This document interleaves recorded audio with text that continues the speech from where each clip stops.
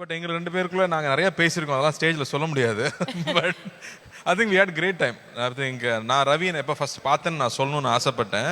ஆக்சுவலாக ரவி அண்ணா வந்து எனக்கு எப்படி பழக்கம்னா, நான் முதல்ல சினிமாவுக்குள்ளே வரணும்னு ஆசைப்படும் போது ரவி அண்ணா வந்து ஸ்டன் கிளாஸில் இருப்பார். ரவி அண்ணா வந்தாருன்னா பயங்கரமாக பண்ணுவார். நாங்களாம் ஒரு 3 feet ஜம்ப் பண்ணால் ரவி அண்ணா வந்து ஒரு 10 feet ஜம்ப் பண்ணுவார்.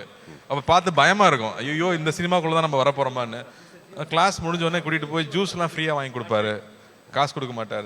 நாங்களாம் காசு கொடுத்தா வாங்கிக்க மாட்டேன், ஏய் சும்மா சின்ன பசங்க உட்காருங்கடான்னு சொல்லி அவர் தான் காசு கொடுப்பாரு. ஸோ அப்படி தான் எனக்கும் ரவி அண்ணாக்கும் பழக்கம். கொஞ்ச நாளுக்கு அப்புறம் தான் தெரிஞ்சது அவர் என்னோட சின்ன பையன்னு. அதுலேருந்து அவர் நான் அண்ணான்னு கூப்பிட்டு அடி வாங்குவேன்னு சொல்லி அப்புறம் ரவின்னு பேச ஆரம்பித்தோம். பட் ரவியோட எல்லா படமும் நான் பார்த்துருக்கேன். ஐ திங்க் எவ்ரி ஃபிலிம் அது சக்ஸஸ் ஃபெயிலியருங்கிறத தாண்டி எனக்கு ரவியோட படம் ஃபஸ்ட்டே பார்த்துட்டு I always call and talk to him. காஸ்டியூம்லேருந்து ஒரு சீன்லேருந்து பர்ஃபார்மன்ஸ்லேருந்து ஒரு நோட்டீஸ் பண்ணி நான் நிறைய வாட்டி கூப்பிட்டு பேசியிருக்கேன். ஸோ அப்படி தான் ஒரு ரிலேஷன்ஷிப் இருந்துச்சு. But I was very very happy. Ponniyin Selvan பண்ணும்போது ஒரு நம்ம இந்தியாவில் தமிழ்நாட்டில் ஒரு மிகப்பெரிய இளவரசன் அது யார் நடிக்க போகிறாங்க அப்படிங்கிறது ஒரு பெரிய கேள்வி. ஸோ அப்போ நான் ஃபஸ்ட்டு நான் போய் தாய்லாண்டில் உட்காந்துருக்கும் போது அழகாக இளவரசனாக ரவி உட்காந்துருக்கும் போது ஈ லுக் லைக் தட். நான் சொன்னேன் முதல்ல சுற்றி போடணுன்னு சொன்னேன் நான் பார்த்த உடனே. ஏன்னா அப்படி ஒரு லட்சணம் வேணும், இல்லாட்டி அந்த கேரக்டர் பண்ண முடியாது.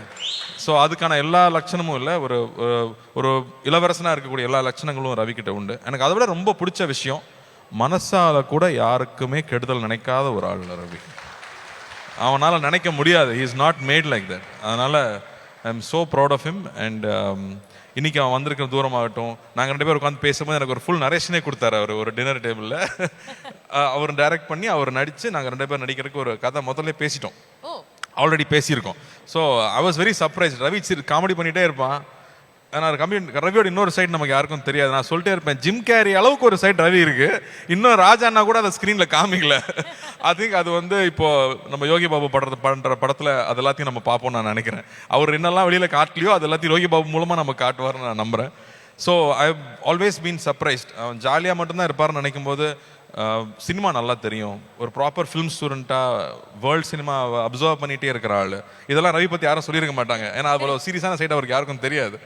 பட் எடிட்டிங் ஃபுல்லாக தெரியும், எல்லா விஷயங்களும் ஆழமாக பண்ணக்கூடிய ஆள். நான் மேலே பார்க்கும்போது சிரிச்சுக்கிட்டே இருப்பாங்களே சில பேர், படிக்கவே இல்லை நல்ல மார்க் வாங்குவாங்கல்ல, அந்த மாதிரி Ravi. So wishing him all the very best. இந்த படம் பெரிய வெற்றி பெறணும். I am so happy to see everybody here. Genelia, Riteish, Shivana and S A Surya sir, Shraddha, hi Shraddha, and everybody here, so happy to see everybody. Shiva.